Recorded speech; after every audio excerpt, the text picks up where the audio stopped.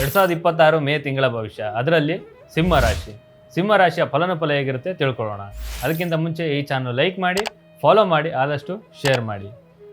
ಸಿಂಹ ರಾಶಿಯಲ್ಲಿರುವ ಉದ್ಯೋಗಸ್ಥರಿಗೆ ಯಾವ ರೀತಿ ಇದೆಯಪ್ಪ ಅಂತಂದರೆ, ಸರ್ಕಾರಿ ಅಥವಾ ಉನ್ನತ ಹುದ್ದೆಯಲ್ಲಿರೋರಿಗೆ ತುಂಬಾ ಸ್ಫೂರ್ತಿದಾಯಕ, ತುಂಬಾ ಒಳ್ಳೆಯ ತಿಂಗಳು ಇದಾಗಿದೆ. ನಿಮ್ಮ ಕೆಲಸಕ್ಕೆ ಒಳ್ಳೆಯ ಪ್ರಶಂಸೆ ಸಿಗ್ತಾ ಹೋಗುತ್ತೆ, ಮತ್ತು ಅದ್ರ ಜೊತೆಗೆ ಪ್ರಮೋಷನ್ ಸಿಗ್ತಾ ಹೋಗುತ್ತೆ. ಎಲ್ಲ ರೀತಿಯಿಂದನೂ ಒಳ್ಳೆಯದಾಗ್ತಾ ಹೋಗುತ್ತೆ. ಮತ್ತು ವ್ಯಾಪಾರ ವ್ಯವಹಾರದಲ್ಲಿ ನೋಡ್ತಾ ಹೋದರೆ ಸ್ವಲ್ಪ ಈ ತಿಂಗಳು ಲಾಭಾಂಶ ತುಂಬಾ ಸಾಧಾರಣವಾಗಿರುತ್ತೆ. ಮತ್ತು ಪಾರ್ಟ್ನರ್ಶಿಪ್ ಬಿಸ್ನೆಸ್ ಏನು ಮಾಡ್ತಾ ಇರ್ತೀರಾ ಅದರಲ್ಲಿ ಸ್ವಲ್ಪ ಎಚ್ಚರ ವಹಿಸ್ತಾ ಹೋಗಬೇಕಾಗುತ್ತೆ.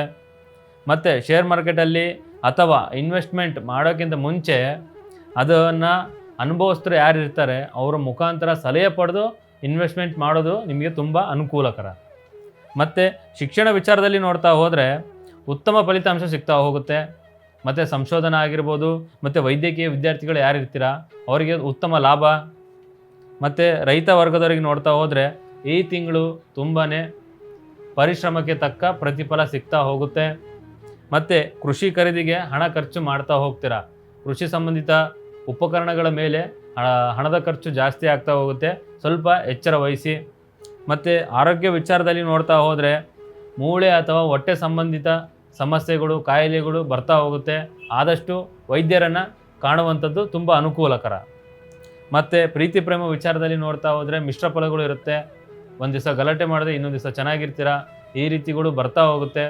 ಏನೇ ಇದ್ದರೂ ಸಹಿತ ನೇರವಾಗಿ ಮಾತಾಡೋದ್ರಿಂದ, ನೇರವಾಗಿ ಕೂತು ಮಾತನಾಡೋದ್ರಿಂದ ಎಲ್ಲ ರೀತಿ ಅನುಕೂಲ ಆಗ್ತಾ ಹೋಗುತ್ತೆ. ಮತ್ತು ಮದುವೆ ವಿಚಾರದಲ್ಲಿ ನೋಡ್ತಾ ಹೋದರೆ ಈ ತಿಂಗಳು ಮದುವೆ ವಿಳಂಬಗಳು ಜಾಸ್ತಿ ಆಗ್ತಾ ಹೋಗುತ್ತೆ. ಆದಷ್ಟು ನೀವು ಜೂನಿಗೆ ಮುಂದೂಡಿಕೆ ಮಾಡಿದಷ್ಟು ತುಂಬಾ ಅನುಕೂಲಕರ. ಮತ್ತು ಹಣಕಾಸಿನ ವಿಚಾರದಲ್ಲಿ ನೋಡ್ತಾ ಹೋದರೆ ಹಳೆಯ ಸಾಲಗಳೆಲ್ಲ ತೀರ್ತಾ ಹೋಗುತ್ತೆ. ಮತ್ತು ಹಣದ ಅರಿವು ಚೆನ್ನಾಗಿದ್ದರೂ ಸಹಿತ ಕುಟುಂಬದ ಜವಾಬ್ದಾರಿಗಳಲ್ಲಿ ಹಣದ ಖರ್ಚುಗಳು ಜಾಸ್ತಿ ಆಗ್ತಾ ಹೋಗುತ್ತೆ. ಸ್ವಲ್ಪ ಉಳಿತಾಯದ ಕಡೆ ಗಮನ ಹರಿಸಿದಷ್ಟು ನಿಮಗೆ ಅನುಕೂಲಕರ.